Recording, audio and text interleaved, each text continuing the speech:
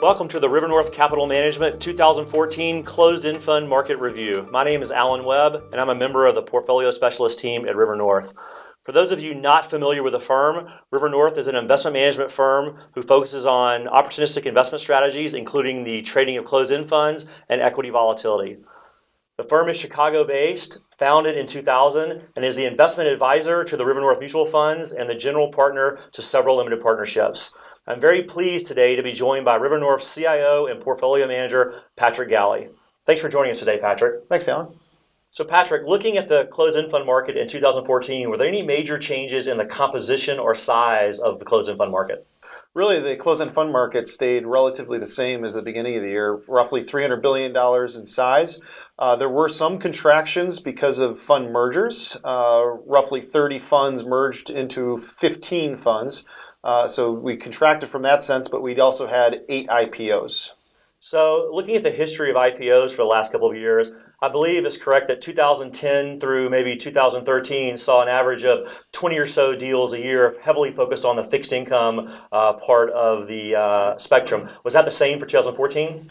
No, we definitely decreased. We went to 8 IPOs for 2014, 4 of which were MLP closed-end funds. The other 4, 2 of which were focused on biotech or healthcare closed-end funds. So those were really the first equity closed-end funds in a long time. We also had a dividend income strategy come to market, and then 1 bank loan strategy that came to market, which was relatively small in size, roughly $100 million. The biggest closed-end fund was a Goldman Sachs MLP fund, roughly $1.6 billion in size. So as a manager who focuses on investing in closed-end funds, how do you think about the fact that the IPO market was about a third the size that it has been, both from an AUM standpoint and from a number of deals standpoint? From an investment standpoint, it really doesn't matter to us at all. In theory, actually, the less supply, the more discounts should narrow because there's less supply. So that's good for, obviously, our portfolios that are long closed-end funds. But in general, for the industry, we always want to see a robust closed-end fund IPO market because I think that's just good for the long-term prospects of the closed-end fund market. So now you've already touched on discounts, so let's talk about those for a minute. Now might be a good time to remind investors that are watching this video about the terms discount and premium. Can you walk us through what you mean when you refer to a closed-end fund discount or a premium? Yeah, simply put, a discount is the market price, where the market price is trading relative to the net asset value of a closed-end fund. So a closed-end fund has a pool of underlying assets. That liquidation value is the net asset value. The market price is where it's trading on typically the New York Stock Exchange. And if it's trading less than the net asset value, it's trading at a discount. If it's trading above the net asset value, it's trading at a premium.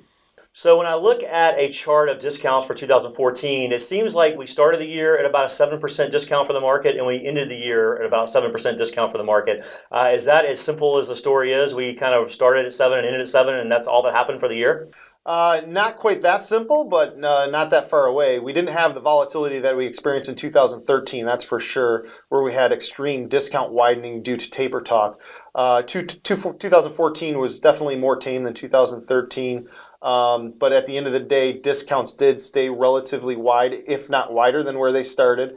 And that predominantly had to do with the rally in fixed income-based closed-end funds because of interest rates actually decreasing versus increasing like most investors thought. With the decrease in interest rates, there was the increase in price of the bonds, so therefore the net asset values rose. And frankly, the market prices just did not keep up with those net asset values, and therefore discounts widened slightly. So when I think about a 7% discount, can you frame that in a historical context for me? Is that wide? Is that narrow? How has that looked versus discounts in the last couple of years? Yeah, so we ended the year on average at 7.4% average discount for the whole closed-end fund space. That's wider than the 1-year average. It's also roughly almost double the 3 and 10-year average. So definitely we're at the wider end of the range. I like to frame it from an asymmetrical standpoint that if you go back to 2003, only roughly 10% of the days have discounts been wider than where we were as of 12/31/2014. So we view that as very positive from positioning our portfolios. We typically have more closed-end fund exposure in our portfolios when we have that asymmetrical profile where there's a probability of the discounts narrowing versus widening. To put that in context, 2012, we were at the other end of the spectrum where discounts on average were actually at a slight premium to their net asset value. So by asymmetric, you're telling our viewers that when looking at a distribution of closed-end fund discounts over the last 10 years, we're to the left side of that distribution. And so the odds of narrowing appear to be slightly better than the odds of widening from here, other than a 2008, 2009 type event. Yeah, that's correct. I mean, at the end of the day, the great thing about a closed-end fund is you know what it's worth. So if it's trading at more of a discount, you can feel more comfortable buying more shares. That's not a great secret, so the market knows that. So the wider the discounts are, typically the more value investors come into the market and pushing those discounts more narrow. So we can definitely get more aggressive having more closed-end fund exposure as those discounts widen. If we drill down into the 7.42% aggregate discount, give us your thoughts on kind of how that looks from a fixed income standpoint and from an equity standpoint. This is one of the first times in a very long time that fixed income closed-end funds are actually trading slightly wider than their equity counterparts. Equity closed-end funds have traded wide for many, many years as sentiment has just been negative towards equity-based securities. Fixed income has historically traded at a premium due to the quest for yield pre-May 2013. That was pre-taper talk. So since May 2013 and the taper talk, fixed income closed-end fund discounts have sold off quite a bit and now are trading slightly wider than the equity counterparts. So Patrick, you painted a picture of pretty wide discounts from a historical context. Can our viewers think about that as a negative? Were there actually any attractive returns or performance generated in the closed-end fund market last year? Yeah, first of all, discounts are definitely attractive to us. So that's to RiverNorth, it's a positive to have wide discounts. So we like wide discounts, but we also like the volatility of discounts, which is probably more important to trading closed-end funds. But from a total return perspective, closed-end funds did have a relatively good year. The average taxable closed-end fund was up almost 7%, 6.8% to be exact.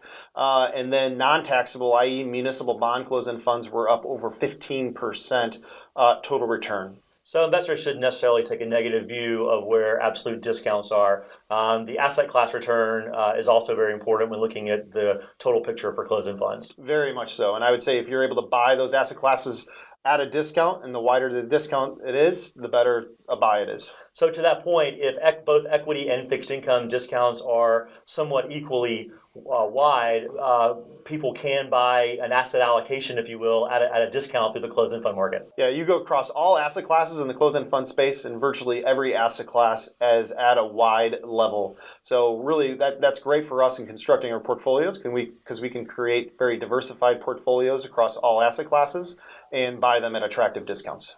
So in summary for 2014, is it fair to say that the structure of the market did not change a whole lot? We still have roughly 600 funds, totaling approximately $300 billion. You did point out that the IPO market was somewhat slow with 8 deals, mostly in the MLP area early in the year. Discounts are relatively attractive at about 7.4%. That being said, some asset class returns were quite attractive for 2014. Is that a fair assessment of the year in review? I think it is, and I think we're excited about 2015 because I think we're starting at a great place where discounts are attractive and we're able to create very diversified portfolios.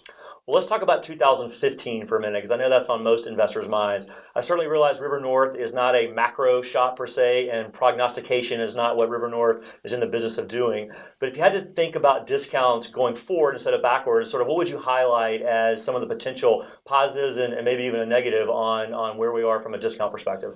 Well, where discounts are, I think, like we talked about, there's a higher probability of them narrowing versus widening. But even if they widen, then to us, that means it's even more attractive to increase our closed-end fund exposure. But we think the real catalyst for discounts to narrow is probably the inevitable rise in rates. I mean, we started the year at a roughly 3% on 10-year treasuries, and we ended the year at roughly 2.2% on the 10-year. That caught most investors by surprise.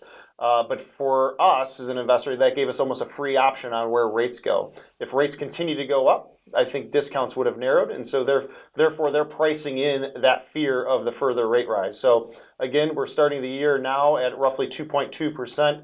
If rates do increase, I think the discounts will narrow in closed-end funds, giving the investor and closed-end funds a margin of safety on where rates go. I'm glad you mentioned the potential relationship between closed-end fund discounts and interest rates. One of the questions we get most often on the portfolio specialist team is what happens to closed-end funds if rates rise? Clearly, that hasn't happened in quite some time. We've been in a 30-year bull market in interest rates. But are there periods you can look at that show what might happen to closed-end funds, and especially fixed-income closed-end funds, if rates were to rise? So the period in 2004 showed what happens to discounts when you have the Fed increasing interest rates. In 2004, that was the first time in a long time that the Fed signaled that they were going to raise rates in an aggressive manner. With that, closed-end fund discounts went from a slight premium to roughly an 8% discount.